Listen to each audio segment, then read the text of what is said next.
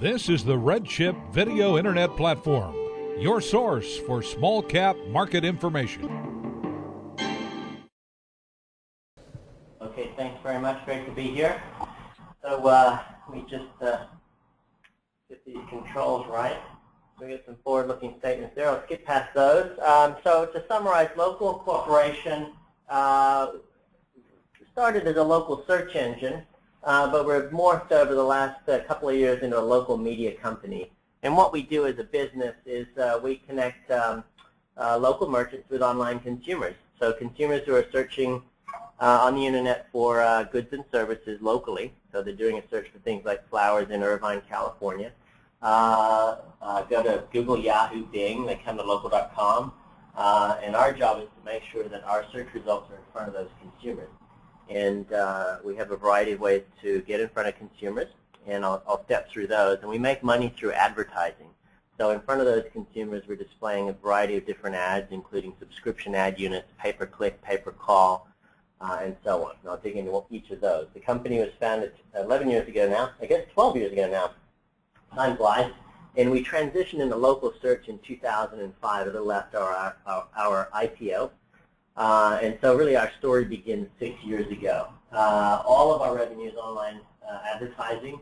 We touch about 30 million consumers each month, so we touched 90 million in the last quarter. That was a record, up 10% from the quarter before. We have over 31,000 small business customers who are using our services to advertise to consumers.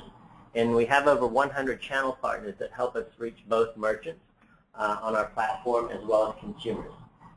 We are kind of central to a major player within the local search space.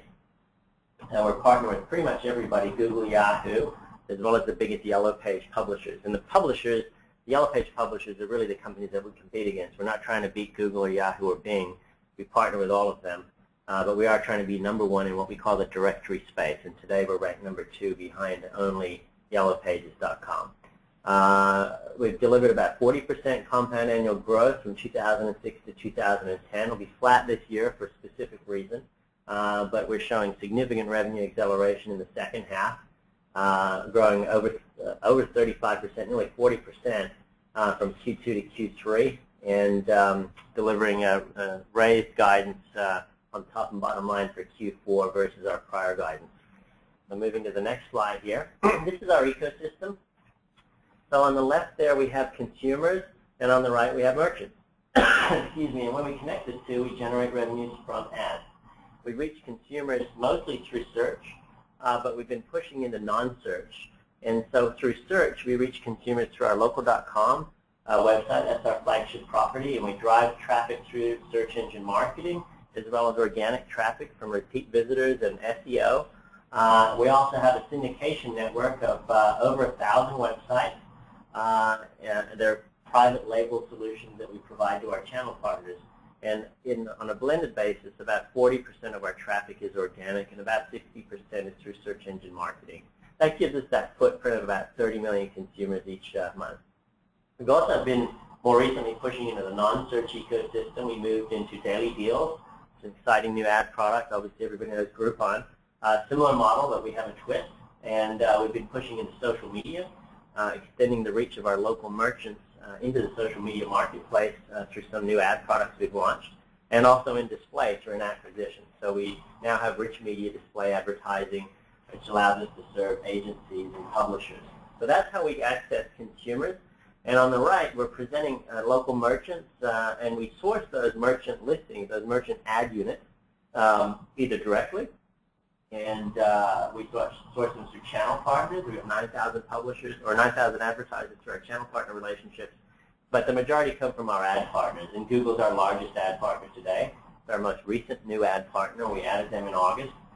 So that's been a big deal for us. Primarily, before that, it was primarily Yahoo for the last 5 or 6 years, and Supermedia and ATTi. We have about 20 different ad partners. So we're pulling ads in, presenting them alongside our search results that consumers are looking for. There's some key numbers down the bottom there. Moving to the next slide, this is to illustrate some of the focus that we've had this year. And I'm going to jump forward one slide here and talk a little bit about our challenge, and I'll come back to that other slide. So Here is a chart of our revenue over the last couple of years, and we focus on the gray bar primarily, or the gray section of the bar. That's what I'll call our core revenue. We introduced a new product which we phased out, which is that light green on the top. But you see the core revenue there and how that's been trending. Seasonality is present in our business. Our fourth quarter is traditionally our weakest quarter. So you expect to see the gray bar drop from Q3 to Q4. And then Q1 is traditionally our strongest quarter. You expect to see it jump up. And you see that behavior in Q309 to Q409, again to Q109, showing that growth. You skip forward a year and you look at Q3 to Q409, you see a drop in that core gray bar. And that was caused by the Yahoo Bing alliance. Yahoo, again, was our largest ad partner. And with the Yahoo Bing alliance, we were monetizing our traffic less as a result of that partnership. Without getting into the details of why that may have been, certainly we have a clear view of what happened there.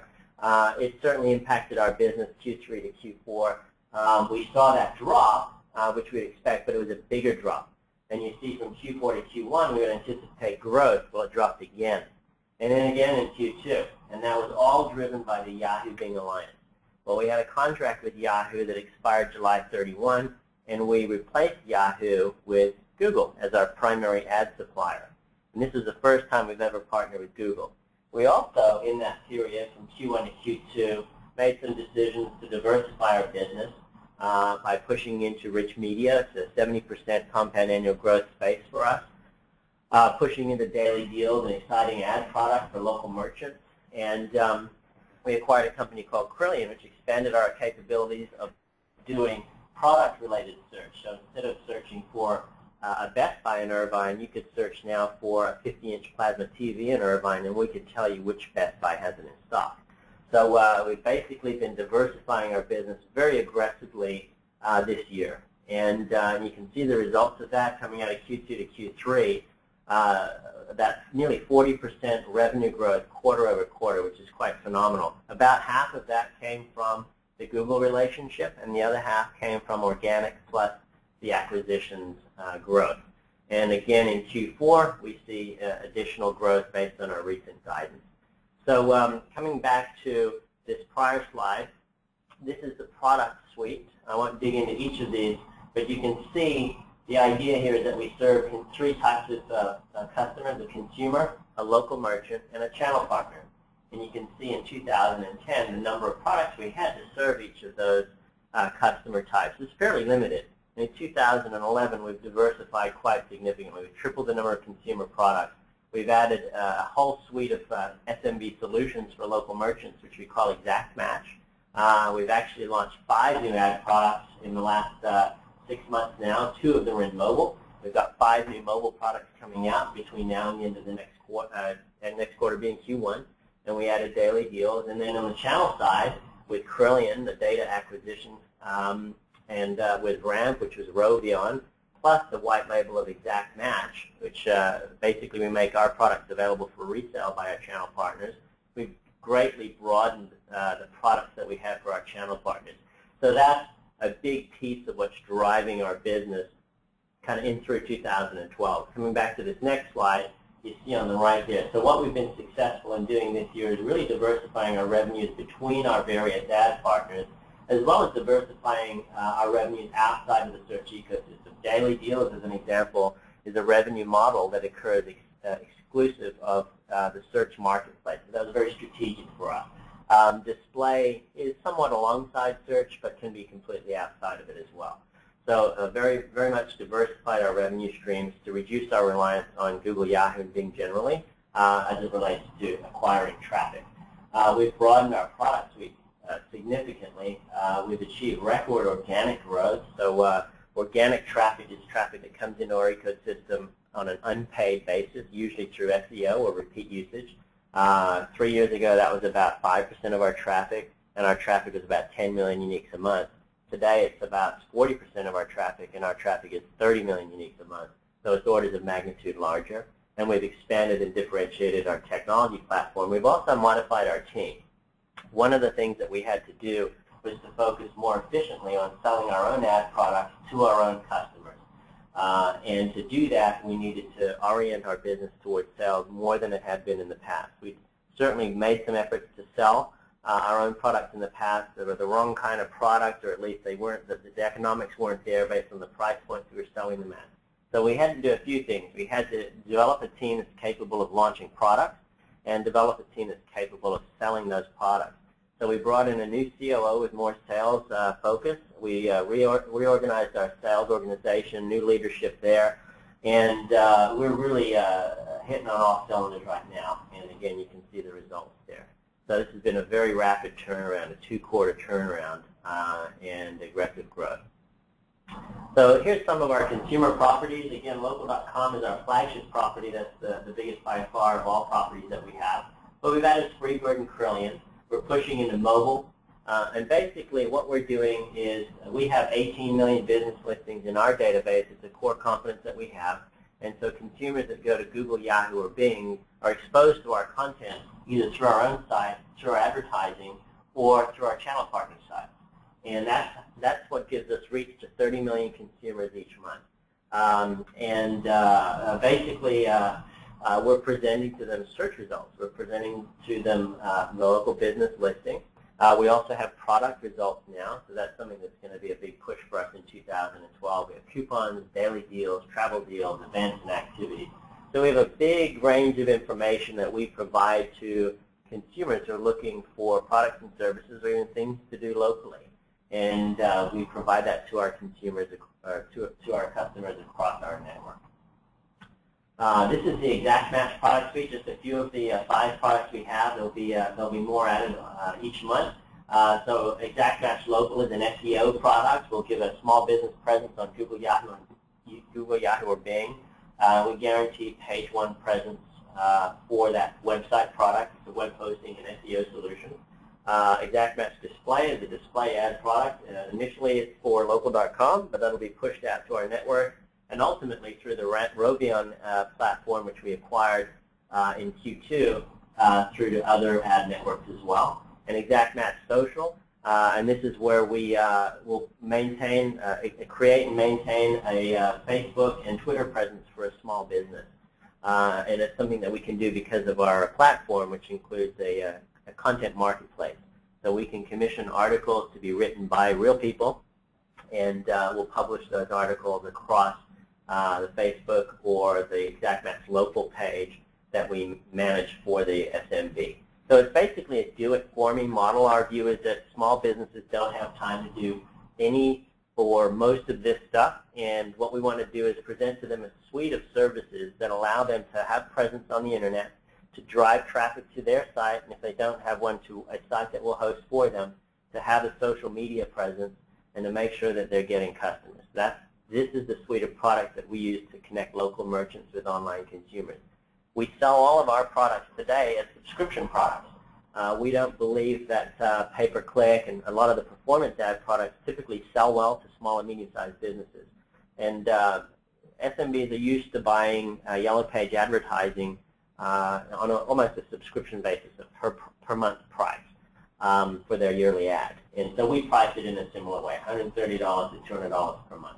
And the goal with this package is to really fully engage an SMB, to reduce churn by delivering high value, and to really touch them more highly than we have in some of our prior products, which are at a lower price point. And we're finding significant success with this. We are successful in getting a small business on page 1 of Google, Yahoo, and Bing 95% of the time. And of course, Exact Match Social gets some additional presence within Facebook and Twitter. So these all complement each other as a full suite of online marketing services for a small business. And we've got more coming.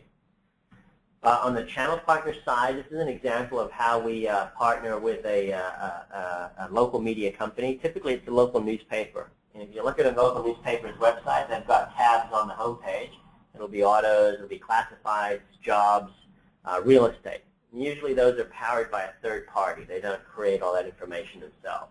So we're the Yellow Pages tab or Small Business Directory tab. And we basically put a mini version of local.com's content inside that local media company's website, and that gets crawled by Google, Yahoo, or Bing, and it's usually that content is added to their index. And in this case, the example, this is a live example. Attorneys near Concord, New Hampshire. If you look at this search result, if you can see it, it's on nh.com. It's actually on directory.nh.com. That's hosted by local.com. So a consumer has basically done a local search on Google, and up come Google's search results based on their own algorithms, and the #1 listing on there is ours through our relationship with nh.com. So a consumer who clicks on that link, and that's going to be the link they click on the most, is going to go on to nh.com's website, and they'll see the search results for attorneys near Concord, New Hampshire. So the consumer gets the information they're looking for, nh.com gets the visitor, Google satisfies the consumer's need for information, and we generate money from ads that are presented alongside our search results, and we share a portion of that with nh.com. And this is how we touch a lot of traffic. So, we're probably one of the biggest names in local search most consumers have never heard of. But we have a significant presence, over 1,000 websites through 100 publishers. And that's on one product alone. And we're about to launch a new product, which is a product directory. And a similar example would be plasma TVs near Concord, New Hampshire. We're going to be able to publish information inside nh.com, which Google would index, and we would appear in a similar kind of position if we're doing things right. And that's a product that we are able to launch because we acquired that business in the second quarter. That'll come out in 2012. Moving now to rich media. So one of the things that we try to do with our channel partners is increase the suite of services that we offer to them so that they stick with us longer. And they typically stick with us for multiple-year relationships. And some of them have been around for as long as we've had our products. So there's very low churn with our customer base. So one of the things that we've done more recently, which is very innovative in our view, is we've combined two of the products that we acquired as a function of some asset acquisitions we did in the second quarter to create a new product. And one of the products is called RAMP, stands for Rovio Ad Management Platform. And that's a rich media ad management solution for agencies and publishers and national brands like Logitech. And here's an example of an ad unit that can be created on RAMP. It's a rich media ad unit. But we can also do video. We can do trailers so that if a movie's coming out locally, we can use, or a publisher or a studio can use our ad management platform to more efficiently and more timely create an ad unit. And it's actually a very innovative product. We just debuted it at AdTech to phenomenal response. Basically it cuts cost and time from an agency or publisher's budget. They don't need to hire Flash programmers, which is something they've had to do in the past. This is a software as a service, cloud-based data storage, web-based solution for agencies and publishers. And we've just debuted it. We've got a big pipe of deals coming through this. We're very excited about the growth that we expect from this in 2012. And so the RAMP platform allows us to do the first two pieces. The Cleon component allows us to do the last. And this is very unique. The RAMP's unique in and of itself, ahead of the curve. But with Cleon, it makes it extremely unique. There's nobody in the marketplace that's doing this. And in this iteration, we've got Logitech as an advertiser displaying an ad for a variety of different products. And with Cleon, we can enable a consumer to find out where that product is for sale in stock right now at what price around them. And in this case, it's at the Best Buy somewhere there in LA. And so that's very, very different. There's nothing else out in the marketplace like that. And that enables us to now partner with a Logitech or a movie studio, somebody we haven't been able to partner with in the past. And it also allows us to partner with Best Buy. And we'll generate revenues off this model on a CPM basis from Logitech and on a pay-per-click basis with Best Buy. So that's an exciting new product. We do have a patent that issued on that in the last month and a half. And we think that'll do big things for us. That particular segment of the display ad marketplace is called localized display. And that's projected to grow 70% per year for the next 5 years. So moving down to our target demographic, this is the soccer mom. Basically, we're targeting the soccer mom on our ecosystem. Over half of our traffic is this demographic. And basically, the soccer mom demographic spends 80% of the household. They control 80% of the household spend, and they spend 80% of it within 20 miles of the home. And what that means is most of the spend in a household occurs locally. And so when you have a consumer like this who's actually searching locally, in other words, searching for a product or service in the location around them, they tend to convert into buying customers at a much higher rate. And here on the right, you'll see a table of pay-per-click bids that advertisers pay per click-through for specific keyword terms. You'll see restaurants 22 cents and San Francisco restaurants $1.27. This is not Yahoo setting the bid. This is an auction environment where advertisers set their own bid. And what this means is an advertiser, or excuse me, a consumer who types in San Francisco restaurant turns into a buying customer at 5.7 times a higher rate than a consumer that just types in restaurant. So that gives you a sense of how valuable a consumer who does a local and commercial search can be. And 100% of the searchers on our network are doing that kind of search. So we tend to monetize at a very high rate the traffic that we have because advertisers really want to get in front of those consumers. That's why we partner with Google and Yahoo and others, because we have that access to that traffic. So moving now to our daily deals. So I'm assuming that most people know what daily deals is by now. And the revenue model typically is we're going to partner with a local merchant, and the revenue share when we effect the sale of a deal, whatever that deal may be, is typically going to range from 50-50 to about 70-30 in favor of the merchant. And we expect margin compression over time just as this industry gets more competitive.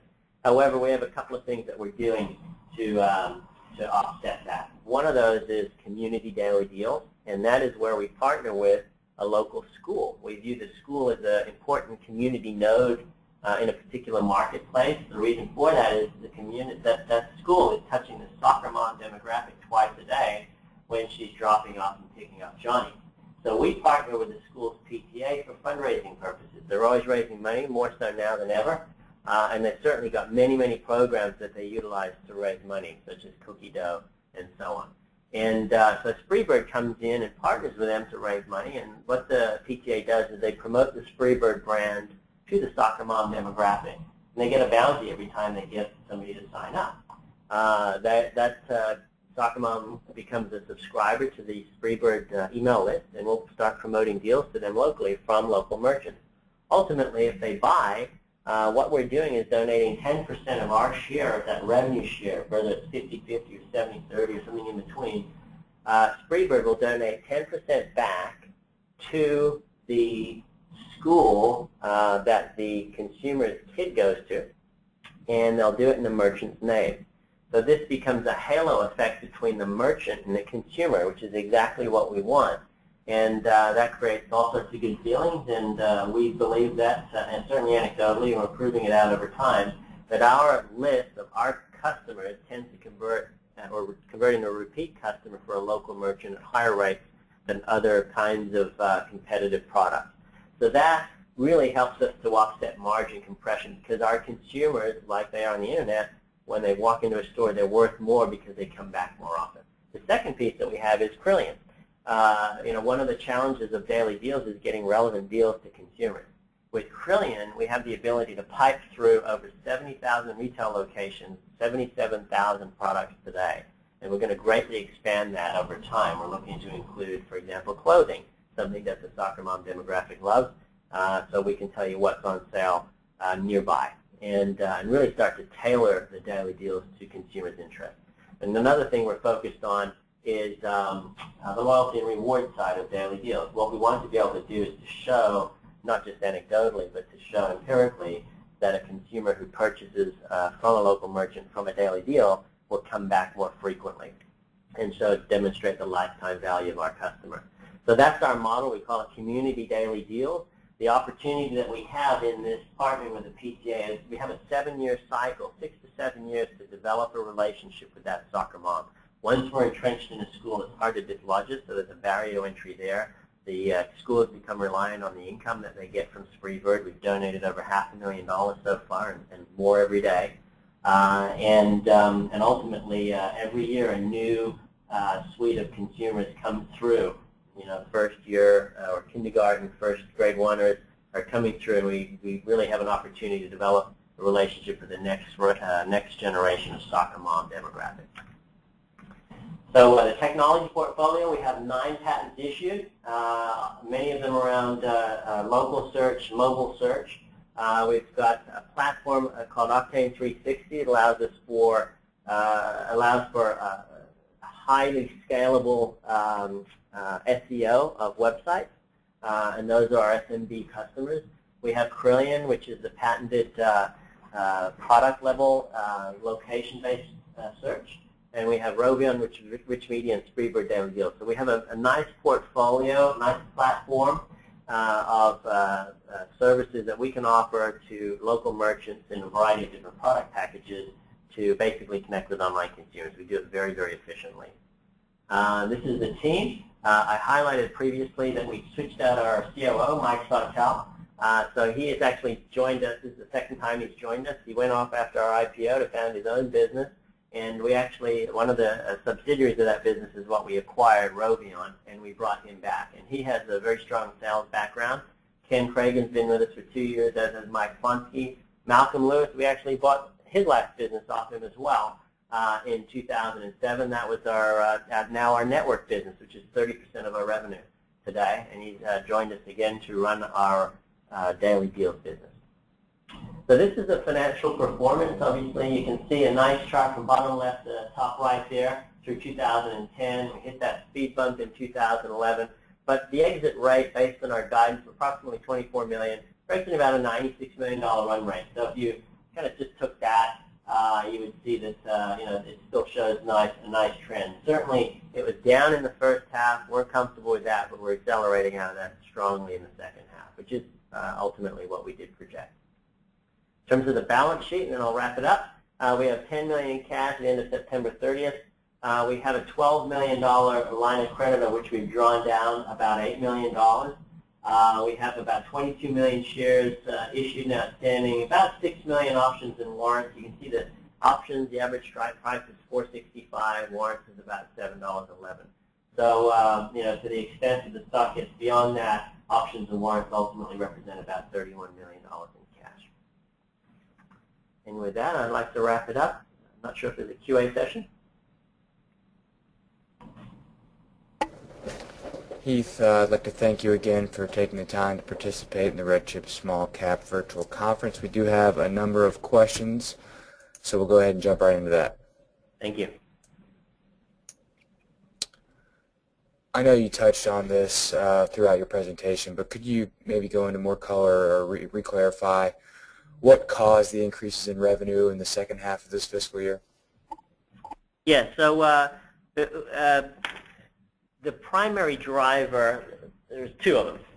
Primary driver of Q2 to Q3 increase is partnering with Google and the benefit of some of the acquisitions that we've done. So let me kind of start by saying we actually experienced a decrease in revenues, not because of any action that we did or didn't do, simply by virtue of the Yahoo Bing alliance, which is a third-party alliance, been well documented. But basically, Yahoo and Bing joined their marketplaces in the third quarter last year in order to create a larger marketplace and attract ad dollars away from Google. And on paper, it looked like that seemed like a good idea. We thought it was a great idea. And the integration began in the third quarter. And actually, our biggest risk at that point is that integration wouldn't go well.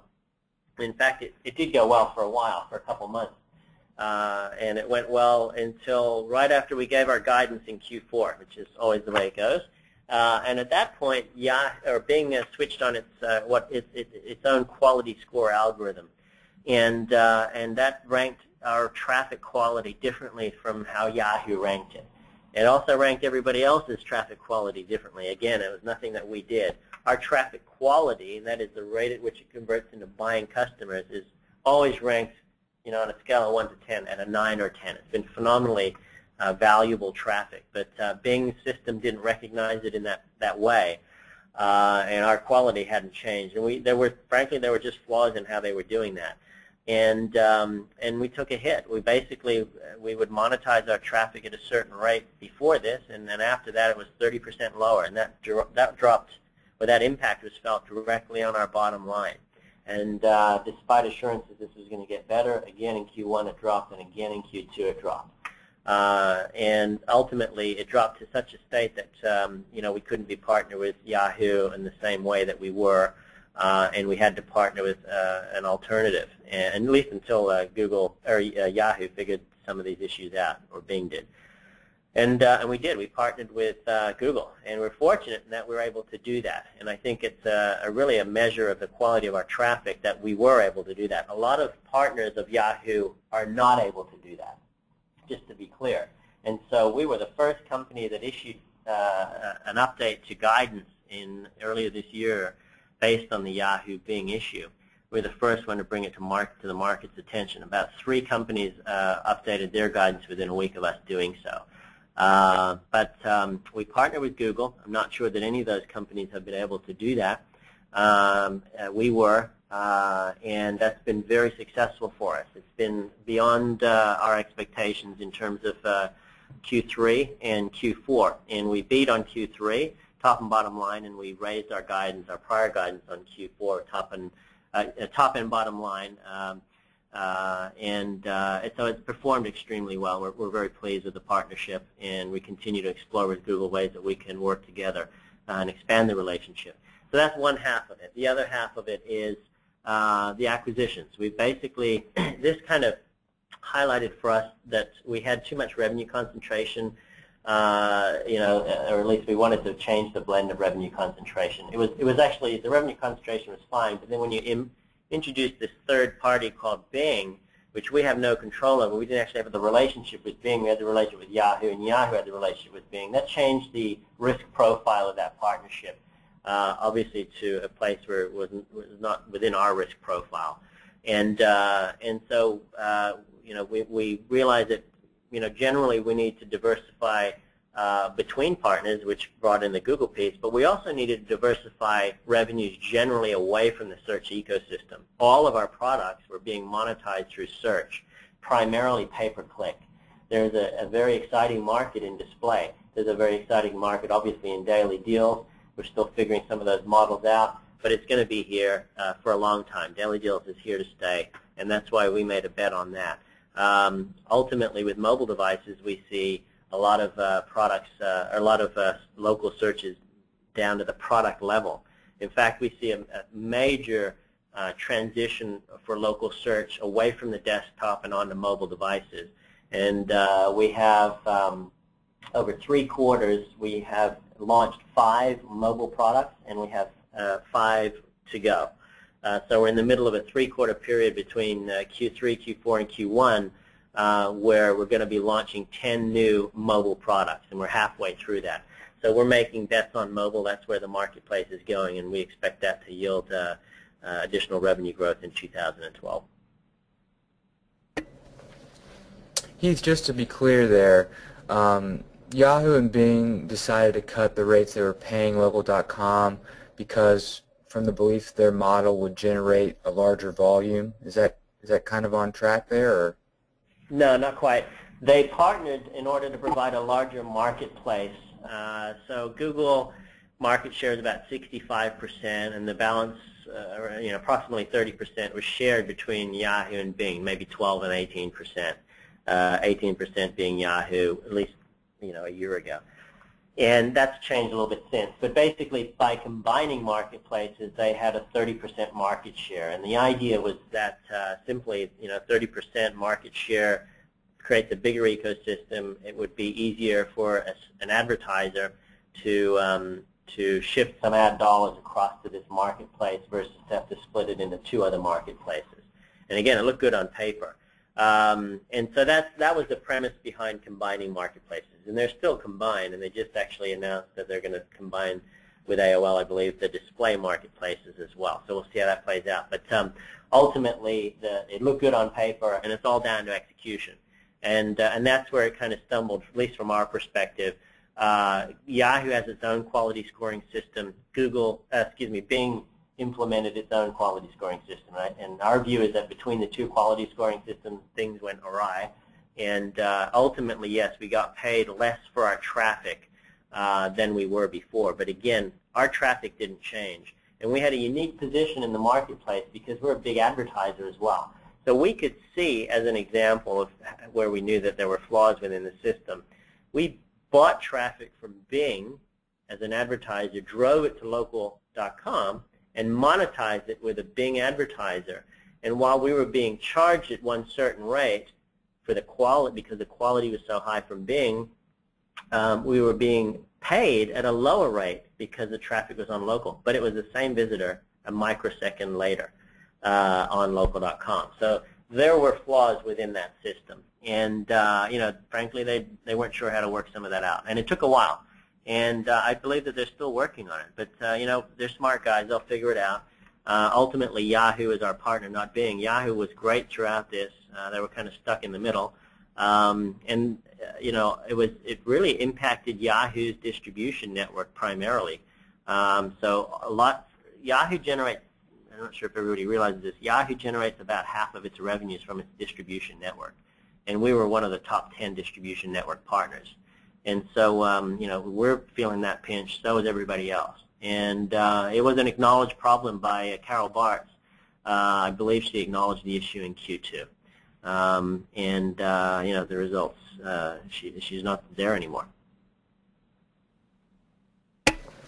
Thank you for clarifying that. Are there any planned acquisitions over the next fiscal year that local.com is particularly looking at? And can you give any color into that, if so? Yeah, sure. So we've done 3 acquisitions in the end of Q2, beginning of Q3. We field a variety of different candidates, acquisition candidates, kind of each week. We have a pretty good team here, or a very good team, a pretty good process around fielding those inquiries from an M&A standpoint. And so we're looking at stuff all the time. The 3 acquisitions that we did, none of them were making money. 2 of them were immaterial in terms of revenue, and one was material, which was Spreebird. But we had a plan to manage them to break even within a couple of quarters, and we're a little bit behind that, but generally feeling good about the progress they're making. And so we're really kind of just focused on that for now. That's our primary focus, is making sure that we extract the value out of those acquisitions.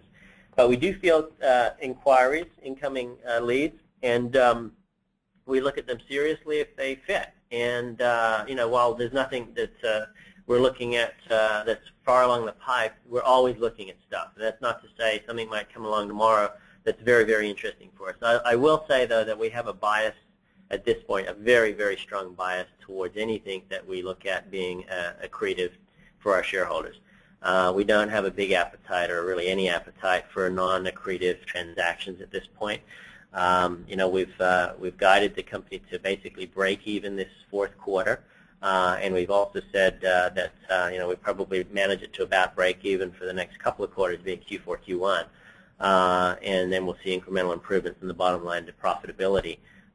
Or increasing profitability, and we want to preserve that. In fact, we want to accelerate that. So anything that we look at would be accretive, but for some exceptional circumstance that currently we can't contemplate. So we are looking at them. It would have to be accretive, but nothing that's in the pipe that's far along by any means. Thank you, Heath. Next question regarding private equity firms interested in buying Yahoo. There's been some rumors recently as today, I believe, about private equity firms interested in purchasing Yahoo. And would that affect your Yahoo agreements, or they remain in place, or can you even make a comment on that? Well, I can't comment on the private equity firms. That's a Yahoo thing. But in terms of the relationship that we have, in a change of control, that would be a very explicit term within the contract. I'm not sure, to be honest with you, whether that would impact it with that specific contract. It is on file, so it's certainly public, but I don't have that at my fingertips right now. Typically, I mean, you have to think about where we fit in the ecosystem. We're responsible for a good portion of Yahoo's revenue on its distribution network.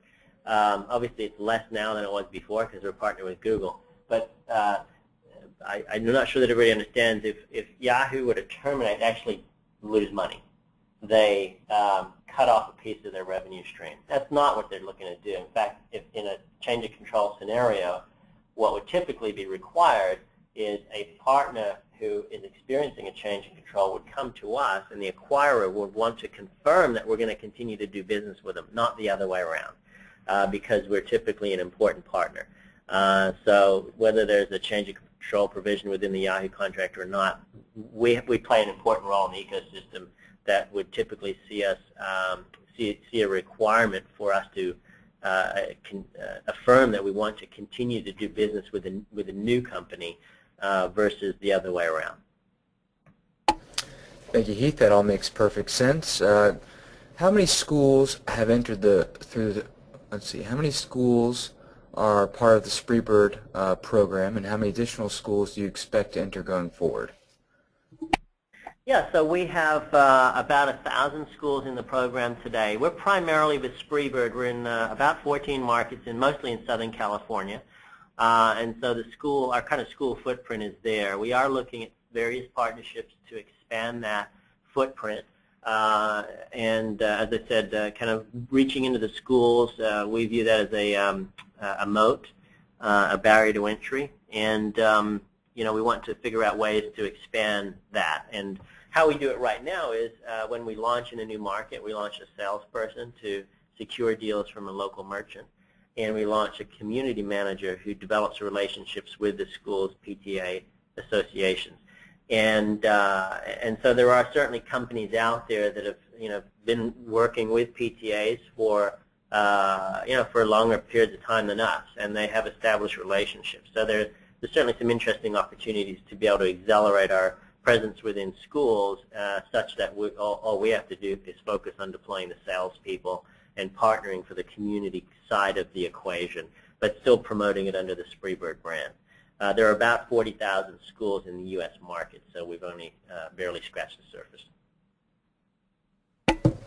Good deal. Thank you, Heath. Next question. When can we expect to hear about revenues from Rovio and Cleon local rich media product? Sure. Well, I mean, we're generating revenues, both of which are immaterial to us today. Again, projecting almost a $100 million run rate in Q4. However, we've been working on their products since we've acquired them.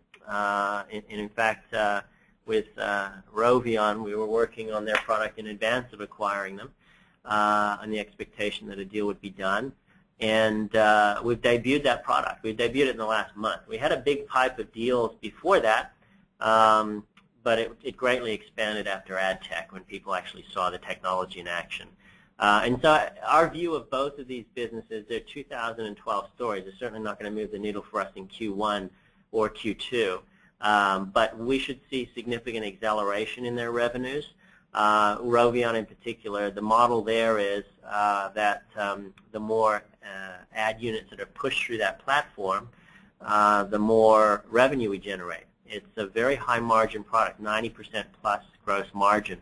Same with Cleon. And so once we get it past the the cost of the teams there and the allocated costs, it becomes a very profitable. Both of them become very profitable revenue streams, and we expect that to really kind of take hold in mostly in the second half. But we're building clients right now. We know. I mean, we have clients who will deploy on the Rovio platform in Q1. We have clients who are deployed on it today. But we've got to build the rate at which we're serving ad units through that platform, and it is building. There's no question about that. But we've also got a mothership that's doing $100 million a year in revenue. So to move the needle, it has to grow pretty rapidly, and it needs a little bit of time. So we do expect it to grow rapidly. We haven't given it a little bit of time yet. With Cleon, same kind of thing. We've been working on expanding the rate at which we index information. We've expanded from 50,000 stores when we bought them to 70,000 now, and it was about 60,000 products. We're now at 77,000. we've got a whole initiative going on to expand that quite dramatically in terms of the number of stores and products that we index. And we turn around and we create that and present it as a feed to our distribution partners, our over 1,000 sites that we publish content to. And we've got signed contracts that we've executed, and they're being deployed now. So that's kind of a lot of blocking and tackling with that, but that's well underway. And we expect in terms of 2011 to 2012 significant growth, triple-digit growth from both of these businesses. Thank you, Heath. I think that will conclude our question and answer session. We are coming up against a hard break here for the next presentation. But I want to say thank you again for taking the time to present at the RedChip Small-cap Virtual Conference. My pleasure. Thank you very much. I appreciate it. This report is not a recommendation or solicitation to purchase or sell any security, nor does it constitute investment advice. Visit redchip.com for full financial disclosures on RedChip clients.